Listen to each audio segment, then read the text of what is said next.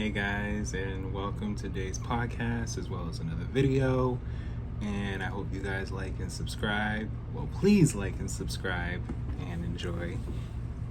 So, I wanted to talk about the Dangerously in Love album. So, this album came out 20 years ago. It's been 20 years. It went through its 20-year anniversary as well, the album. So I wanted to so I did a recent poll on just what everyone would like for me to talk about. We'll see over time what other people would like to. So you guys had chose music and storytelling and personality. So I'm gonna buff it up, mix it up a little bit, give you a little bit of both as I do different videos. Just to keep you guys entertained, of course. So as far as when that album came out, everyone, was a certain age. As far as with me, Crazy in Love came out my birthday month. So it says May 14th. So that was a week and a half before my 9th birthday. So it feels like a birthday song to me, in a sense. Because of course May, but when it came out, the video, just the song itself, I was just like, she's here. She's here. 5 years prior, even 6, when we already was getting into Destiny's Child and already seeing Beyoncé as a lead singer, even then I was feeling like, who is she? Who is she? And just seeing her in multiple music videos up until Crazy in Love, and then you see her just come out. She is here. You know what I mean? And yeah, that's the first song you hear on the album. And she's letting you know she's in love. She listen, I'm in love. Okay. So, of course, I don't mind going through the track listing. Of course, Crazy in Love, #1 song, pretty much the best song of all time. Well, as far as what they say on the world records, everyone has the best song of all time. I'm not going to tell anyone what they feel they do or don't like. If you like, you like. If you don't, you don't. That's just me. I'm biased, you know what I'm saying? I'm not going to tell anyone what to do or how to feel. Everyone should feel comfortable. That's how I feel about that. But great song. She was dancing. She gave us looks. She, with her being born in 1981, and it came out in 2003, she was going on 42. Well, now she's going on 42, but she was going on 22. So, as far as at that time, it was just magical. There was just so much I didn't even expect, because the next song, Naughty Girl, just the wine glass, well, the champagne glass, wine glass, either one, just her in there, and just we gonna do critiques about videos, okay? We doing more. I'm not done. Just wanted you guys to see my face. So anyway, as far as Naughty Girl, great song.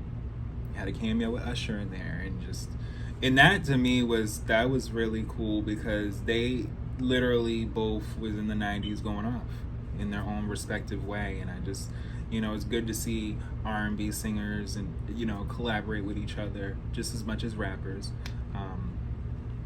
And it nowadays it's so different, because there's just so many different artists that you just want to capture. You don't want to lose sight. Baby Boy, same thing with with Sean Paul. Great song, also dancing and also giving all types of looks, and she was just going off the whole time. Just the whole aesthetic. Hip Hop Star, that's a good song. I know a lot of people don't really feel that song as much, but for me, I like it. I like it. Like yes, I like it. And then Be With You. Oh, that takes you to a place. Oh my god. And that's why I'm a fan, because I'll sing the instrumental too. But yeah, she did a great job with Be With You. So many different vocal abilities you hear in that song, especially with Me, Myself, and I being the next song too, which was also a single. And I remember when that. So let me go ahead and look at music video wise when they came out, just so I can have an understanding with y'all, because I'm gonna do critiques too. Yeah, so like Baby Boy came out August, which is this month, 20 years ago. Yeah. And then you got Me, Myself, and I by that fall. And I remember that fall because at that time my sister just had a baby, so that made me an uncle at 9 years old. And I shouldn't say a baby, because she's grown now. I am an uncle, a proud one. And I wouldn't trade it for anything. As far as just the video sense, they all came at certain sequences, but the songs themselves, when you heard them, they all hit at the same time, at least for me. But yeah, then you have Yes, the song Yes. That song, this, pretty much the whole album. And honestly, you don't really have too many artists that when you're on long journeys that you just be like, just enjoying the music. I will tell you right now, all of Beyonce's albums do that for me. From the first album, even Destiny's Child work, just all of her work do that for me. Like, I can be out and about in her music. I have a whole playlist on my Spotify of her music as well, which I should actually put the link in there. I'm gonna put the link. And that I have on shuffle, because at times I do want to play things in order, but at times I don't mind hearing different eras at what just to kind of just be like, wow, you know what I mean. And then Signs with her and Missy Elliott, same feel, with Yes, and throughout the album, and all her albums for me, like I said, I can just chill. They just have a vibe, like when you're on the road, or just when you're just chilling, and then she has upbeat songs and party songs too, and as far as with Signs, it tells you about all the different signs from her experience, and just a little insight of how different signs may possibly be. Well, I already told you in my other video I'm a Gemini, but I'm a rare one. I'm not every sign is different, like I've always said, and every person is different. So you can have 10 Geminis in the room and they'll all literally be damn near the same, but there'll be that one distinctive thing that will tell us all apart. And then it's just like, wow, you guys are all Geminis, but you're like this, you're like this, you're like this. I'm gonna keep an eye on you. You know what I mean? Like, everyone's different. And it's not all negative. So remember that too. Speechless. That Speechless, she yes.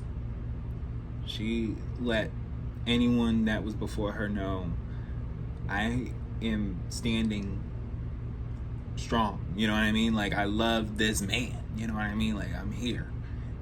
And that's How You Like It. Next song, there's the man that she loves twice. Just listen, they're in love. And I love that song, because it's just, it's not even that it's like, you can tell Crazy in Love was right in your face. That's How You Like It. It's not even that it has to be right in your face. You just, it's sweet. I love it. It's just, it's cute. The Closer I Get to You with Luther Vandross. God rest his soul. Beautiful song. there's not so many times that, like I said, R&B artists, whether it's from a different time or if they came out around the same time, they collaborate. It's just everybody is now just like, I'm gonna have a couple people and y'all gonna hear me. Okay? It's just like, well. But besides that point, then you have Dangerously in Love 2. So when I was younger and when I got this album and heard Dangerously in Love 2, I wasn't disappointed. I heard just as many, if not more, vocals in this version. And I just said to myself, like, it's her track. You know what I mean? And I felt like it was more of her track, even a couple years prior when she sang it on Destiny's Child. Just, despite any background vocals from anyone, you know what I mean? I'm saying, like, just, she owned that song. She just listen. Even seeing her this month, the first of this month, hearing her sing that song live, it touched me because I remember I just always felt I would see her in person, just always. And then of course Beyoncé interlude, which is very sweet. I love when she's personable and she can't say that she hasn't, and I can't say that she hasn't, because I know she has. And maybe not like, the thing is with me, and like when I listen to music, I know, even from just doing concert choir and being in chorus when I was a kid too, just there's a focus when you're singing. There's a way that you want to project. There's a way that you want to just have the right tone and everything. And so when you take the time out to make a project, especially when it's, anticipated, because there were other women that were releasing projects, and me, myself, I was so ready for this. Because, you hear other artists and you say to yourself, okay, they're good, they're great in their own way. And, I've always grew up with Beyonce, and she even said herself, you've been with me for 25 years, just for a very long time. Gift from Virgo, perfect example. I heard that song again just recently, and when it was ending and she ends it with saying I love you, it brought me back to the tour again, where she says, Boston, I love you. And it just really, really, really meant a lot. And then the bonus track, of course, is a dedication to her dad. It's called Daddy. And, I think what I appreciate with Beyonce is, if you have a father, have a father. I'm not going to say the father is perfect, because I can't say anyone's father is perfect. But when you have a father, have a father. And I appreciate her doing that, regardless. Of course, Work It Out and Bonnie and Clyde were bonus tracks. I do like them both. I do like both songs. I do. I know other people, when they heard Crazy in Love, they were like, Work It Out. Yeah, Austin Powers. Like, come on. Yeah. It's okay to like a soundtrack song. Okay? But, yeah. Oh, I'm not leaving this song out because not everybody talks about it. 2 songs, I should say. So, I Can't Take No More recently was on Apple Music, or iTunes, if you will. Can't really say I can see it on Spotify, but I Can't Take No More, quite as it's kept. I've seen it on, online a few times, and I was just like, this is her, like, back in the day. And, I don't know who put it out. I don't know if she wanted it put out at the time, but now it's out, and I know that that was a song that she really felt. She said she needed to let it all out. She said, I think it's time for me to let it all out. Okay? And that song, which I feel like at that time, or even in nowadays, like, I don't know what it is, and it's not even so much packaging an album. It's in the sense of just like you want to just leave enough mystery to what could be next. And next could be at any given time, because right now we are in motion with what's now. You know what I mean? I get it. Which is what leads me to what's it gonna be. Because that's the other song that, to me, I said to myself, this is not the last, but this is one of the pieces that, you say to yourself, like, it just makes the album just more colorful. And the thing is, it's colorful regardless. But I just know, I notice when bonus tracks come out later, they give you more of the personality of the artist at that time. And I know even now there's artists that are like literally re-releasing things in the sense of anniversaries and things like that. And it's good, because at the time maybe there wasn't enough time to kind of piece in or put those songs to where they could be promoted, the right way. And I'm grateful for this album, her artistry, her. I'm just grateful. And yeah, ever since we've had Beyonce just give her all and her best, and I love her and I love all her music. And again, I tell you, I have a whole playlist. I'll put the link in there. Again, like and subscribe, because there will be much more. I'm not done. And yeah, I thoroughly appreciate you all listening and being there and feeling as though I am, someone to